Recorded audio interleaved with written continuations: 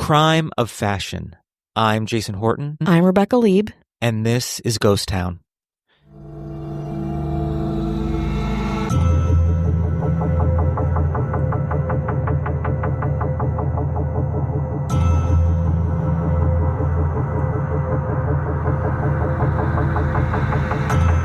In 1995, after the last show and the final day of New York Fashion Week, and right across the street from the Women's National Republican Club in Midtown, crowds erupted at 51 Rockefeller Plaza. More than 600 people packed inside, including Gianni and Donatella Versace, Stephen Baldwin, David Copperfield, the Wayans brothers, Jon Stewart, Matt Lauer, RuPaul, and Molly Ringwald, while others only hoped to grab a table. Duran Duran and the Spin Doctors played inside, the soundtrack to the real stars of the night. Supermodels Tyra Banks, Naomi Campbell, Elle Macpherson, Claudia Schiffer, Christy Turlington, and turkey meatloaf and chicken wings. Today on Ghost Town, the rise and fall of one of the worst brand failures and business fails of all time, Fashion Cafe. But before the fashion and the fraud and the failures, our story begins with Francisco Butti and Tommaso Butti.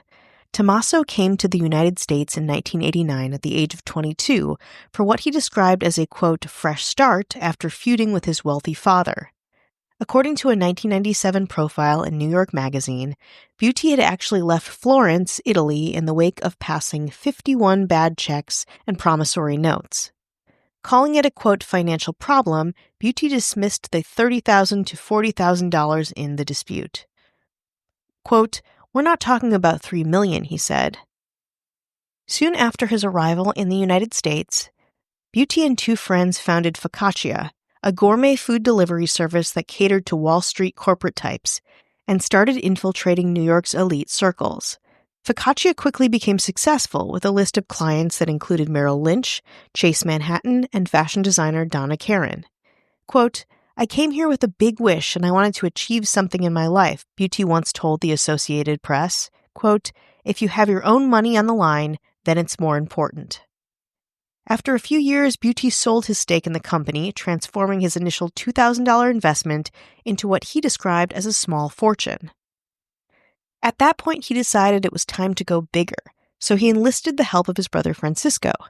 Capitalizing on the 90s model craze, their concept was a fashion cafe, a glamorous restaurant where tourists could come to New York and hobnob with models, or, at the very least, get a little piece of the fashion industry experience, all over a plate of waffle fries.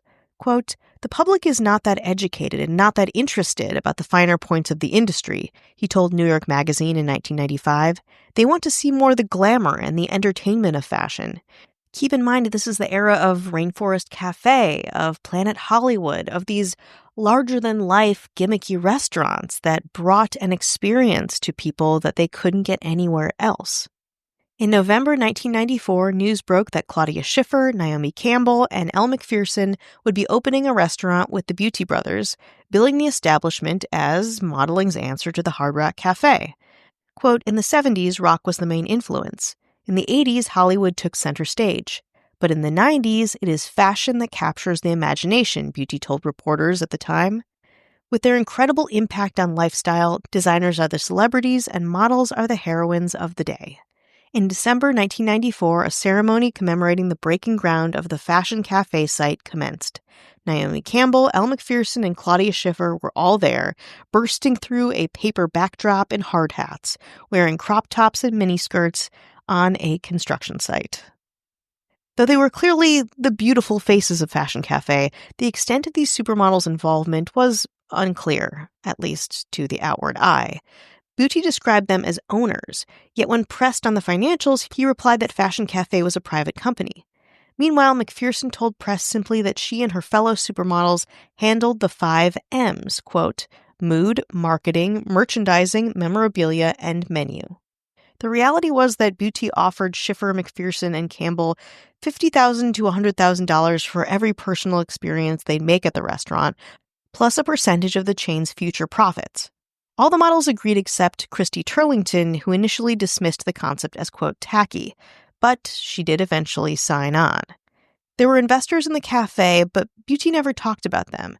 No, only that he was a self-made man, or that the models were the investors themselves. Both turned out to be, of course, stretches of the actual truth.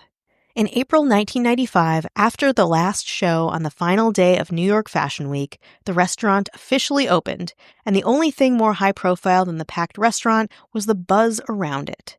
Lauren Ezersky, a columnist for Paper Magazine, told the New York Times that the hype was so overwhelming she needed to reschedule an event introducing then-emerging designer Roberto Cavalli to her friends and colleagues.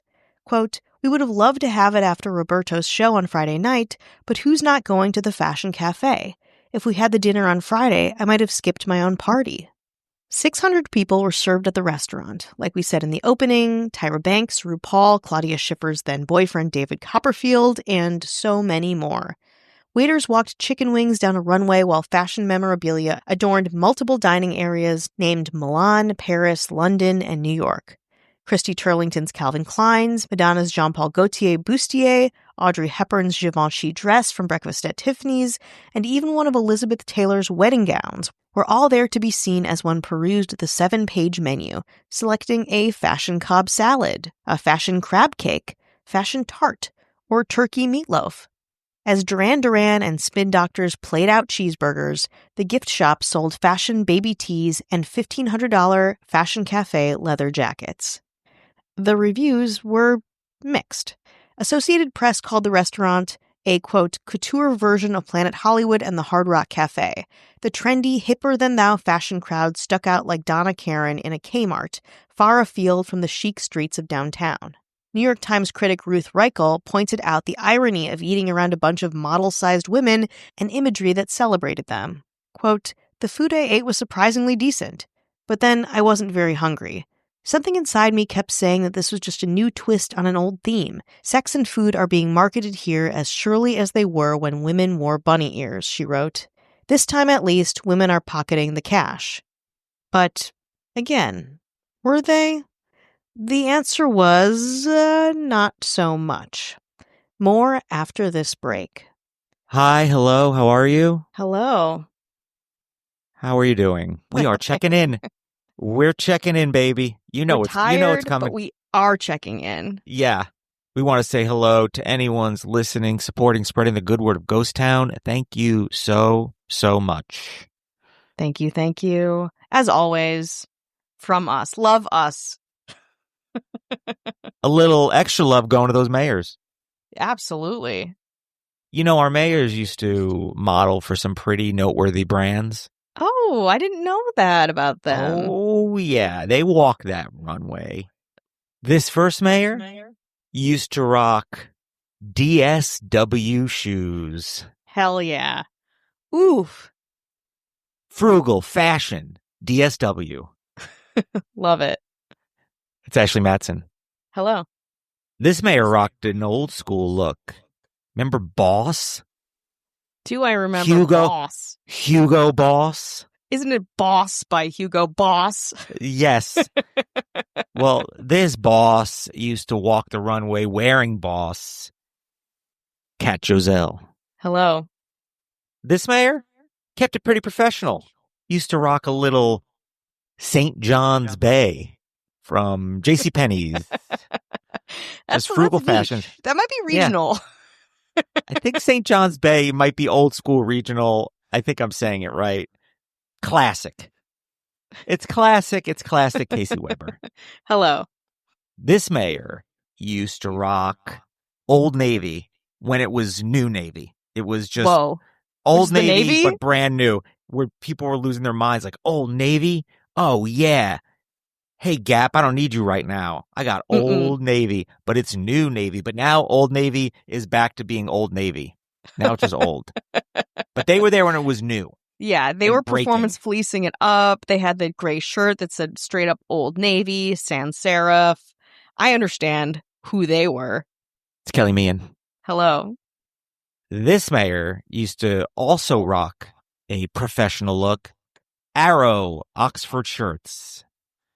Arrow. As referenced in 30 Rock for an episode that I just rewatched. because I have no personality.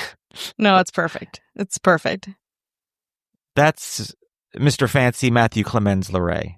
Hello. This mayor rocked an old school look. Benetton, baby. Oh, it's yeah. 80s. It's the 90s. It's the United Colors of Benetton. Yes. Everyone is so tall. Everyone's from all over the goddamn place. That's Mercer Rothermill. Hello. This mayor rocked an 80s look. A little OP, Ocean Pacific. Do you remember those? That's kind of a beachwear OP. Look it up. Ocean Pacific. I don't know that brand specifically, but I can see 5 different brands like it in my head with like that same oceany font, like kind of like weathered.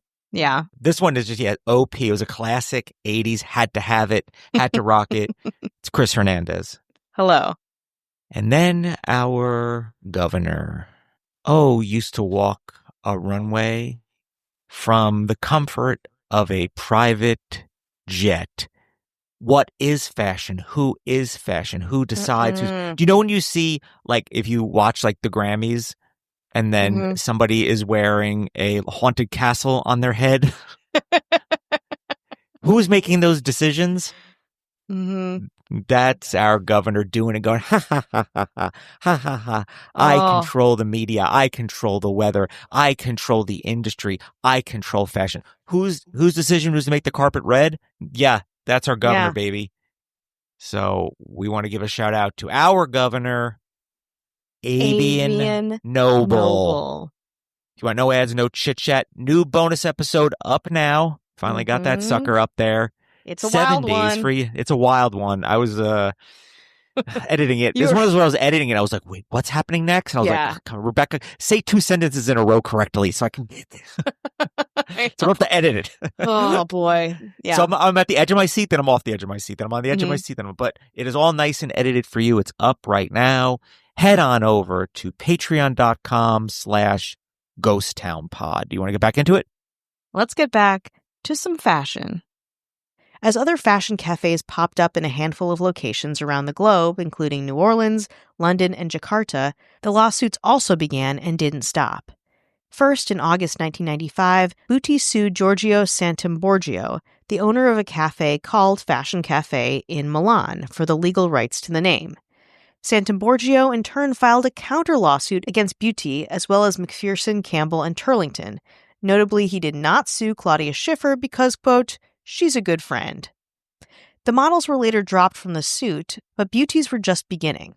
By 1998, IRS agents had issued several warrants against the cafe for not paying taxes. The Buti brothers also owed back rent to Rockefeller Center. And yet, Tommaso Buti's day-to-day life didn't reflect this financial trouble. Not by a long shot. According to Vanity Fair, Buti reportedly threw a lavish $20,000 birthday party at a club in the meatpacking district, hired private jets for himself and his model wife, Daniela Pestova, and had even rented a $25,000 a month apartment from the Gucci family in Olympic Tower. Also, rumor had it he was planning on opening his own modeling agency with none other than Donald Trump. In September, to settle several suits that alleged Buti had lied to investors and misused company money on things like private jets and parties and apartments, Buti agreed to pay an undisclosed sum and walk away from Fashion Cafe. The cafe was shuttered in 1998, less than 3 years after its opening. But there were more debts to be paid.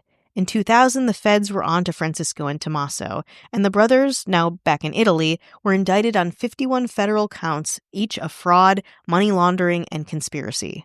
Part of the allegations was that, allegedly, the brothers told investors they had sunk their own money into the venture when, of course, they had not, and that they had misappropriated the funds by, paying themselves a lot of money with them.